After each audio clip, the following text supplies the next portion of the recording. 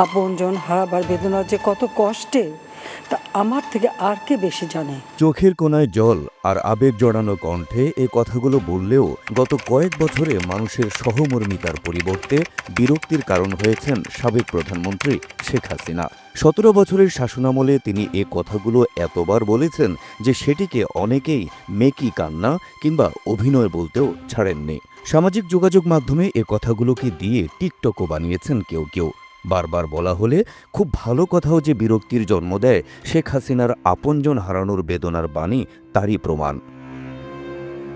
সম্প্রতি আরও একটি কান্নার দৃশ্য দেখেছে দেশের কোটি কোটি মানুষ। বিনিয়োগ সম্মেলনের উদ্বোধনী অনুষ্ঠানে দেশের দুরবস্থার কথা বলতে গিয়ে কেঁদেছিলেন প্রধান উপদেষ্টা ডক্টর মোহাম্মদ ইউনূস। শত শত বিদেশি বিনিয়োগকারীর সামনে তিনি শিশুর মতো কেঁদেছিলেন শুধুমাত্র দেশকে ভালোবেসে, দেশের মানুষকে ভালোবেসে।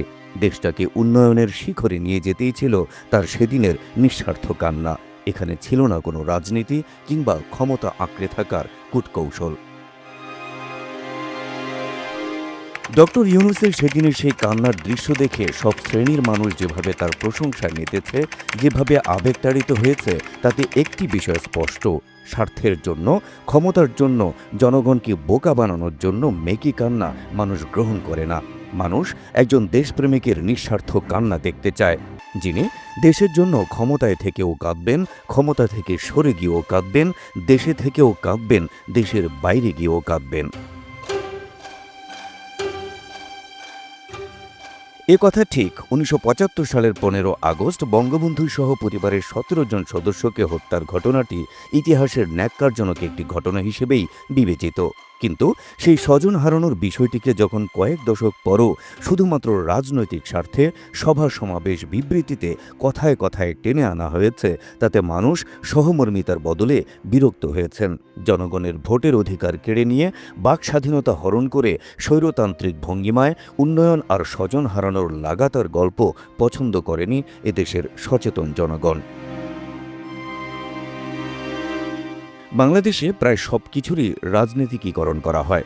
সরকারি অফিস, হাসপাতাল, শিক্ষা প্রতিষ্ঠান, এমনকি ধর্মীয় প্রতিষ্ঠানও রয়েছে এই তালিকায়। অবাক করা হলেও সত্যি, এদেশের রাজনীতিমুক্ত হতে পারেনি চোখের জলও। কেউ কেউ এ কান্নাকেও ব্যবহার করেছেন ক্ষমতা পাকাপোক্ত করার হাতিয়ার হিসেবে। তবে ৫ আগস্ট পরবর্তী বাংলাদেশে দেশের মানুষ অতি কথন নয়, অতি কাজ দেখতে চায়।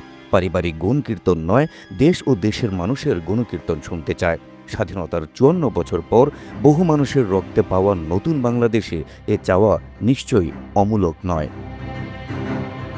Habib Rasel, NTV online.